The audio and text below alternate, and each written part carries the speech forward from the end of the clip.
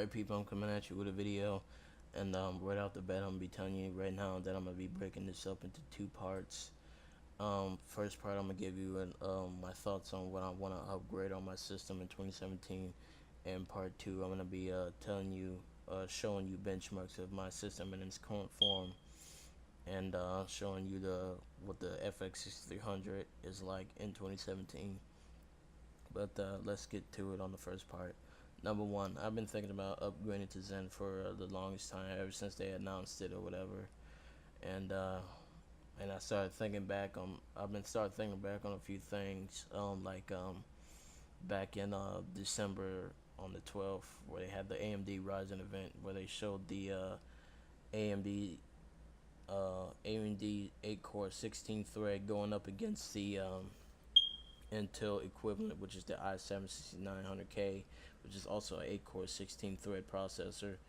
And they did the blender test for the blender Ryzen CPU test, where they showed the AMD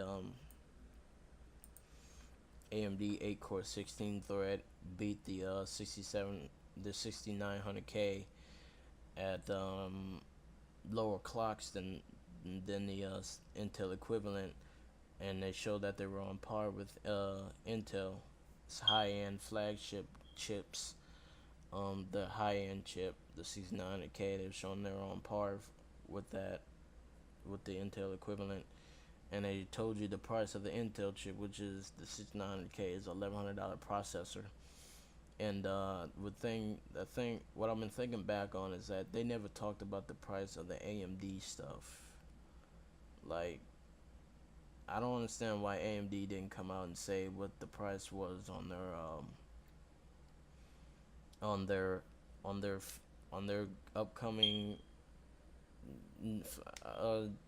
processor. Like, why didn't they come out and say what they were gonna be at? Like, you know that they're gonna be half the price, which is $500, like, or $450 at the lowest. If you think they're gonna be selling the 8-core 16 thread for anything other than $450 or $500, then you're smoking something, and it's strong and it's affecting your brain. But I would be absolutely shocked if they sold that for anything other than $450.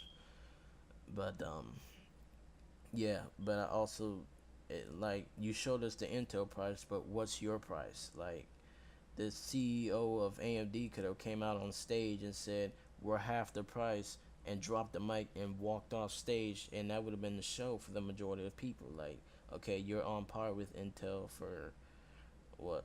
You're on par with Intel in performance, but what about the price? Like, are you half the price? You know you're gonna be half the price to come back at Intel, to chip away at their lower end, high end market, their enthusiasts and stuff like that. Like, you're gonna be half the price, so why not just say it? So I've been worried about that. And then another thing, they didn't announce any other chips that they're gonna be launching with the 8-core 16 thread, like a 6-core 12 thread or a 4-core 8 thread. Like, what is that? Like, please tell me that you're not launching your new CPU. AMD, please tell me you're not launching your brand new architecture with only an 8-core 16 thread. Please tell me you're not launching it with one chip. Like, I still don't think they even announced that they're gonna be launching it with any other chips. Like, I'll be okay if they launch it with if they launch the processors, the other than the 8-core 16 thread chip, if they launch like a 6-core or 4-core after that, like a week after or a couple of weeks after.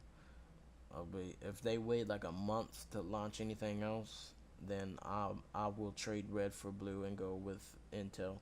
I've been thinking about Kaby Lake, but that's just a revision of Skylake. You get higher clocks out of it and slightly higher benchmark scores, and maybe a little FPS, very little. But what I've been thinking about right now, here, let me show you, is this right here. Like, if Zen can't come out with anything that could fit into a $600 budget, because that's what I'm thinking that I'm willing to spend, is $600 to upgrade my platform. Is $600. That's the max. And if they can't get anything in that 600 range, then I would probably go with the Intel i7-6700K, which that will probably drop in price once Kaby Lake and Zen comes out. And yeah, this is what I might go with. I mean, like, look at this motherboard from Gigabyte, fucking awesome. Got the red LEDs on it, which red is my favorite color, and that would look bitchin' in my case. So I might go with that. That's an option that I might go with. But then again, I've been thinking about the cons of upgrading my platform, like fucking reactivating Windows, like spending 2 hours talking to people who can barely speak English. Like, thank you, Microsoft, for outsourcing your customer support. I spent 2 hours back in July of 2015 with the customer service of Microsoft from India, some or Dubai or wherever they outsource their customer service to, trying to reactivate my Windows with people who can barely speak English. So there's a con right there. So that's a bit of a pain. But then again, I could buy a cheap Windows key or something like that. But I might just upgrade what I already have, like upgrade my cooling. I'm running an FX 1600 at 4.8. I might just get a Corsair Hydro H100 V2 Extreme and just overclock it to 4.9. You know, get some better cooling and overclock it some more and get 4.9 or 5 gigahertz out of it, and just run that for the majority of 2017 or the entirety of 2017, because the new APIs are going to be really taking advantage of the FX series and taking away that driver overhead and proxying of data, and getting rid of the proxy of the driver and really letting the CPU and GPU talk to each other. And most of the load of the system going to be offloaded to the GPU anyway. So if I go with Intel, I won't be able to upgrade my GPU, that's important. That's like the meat of your build and what games are gonna really care about. So so that's a bit of a hard and tough one right there. And plus, DX11 games lately have been able to use more cores, because I guess they've mastered it or it's been upgraded for to use more cores. Like people over there at DICE being able to use more cores and really take advantage of the FX series. So I might just overclock my F600, get a little bit more performance out of it, and keep it for 2017, and wait till the prices of Zen and their other chips to come out and upgrade then, and just rock this for another year, rock my current platform for another year.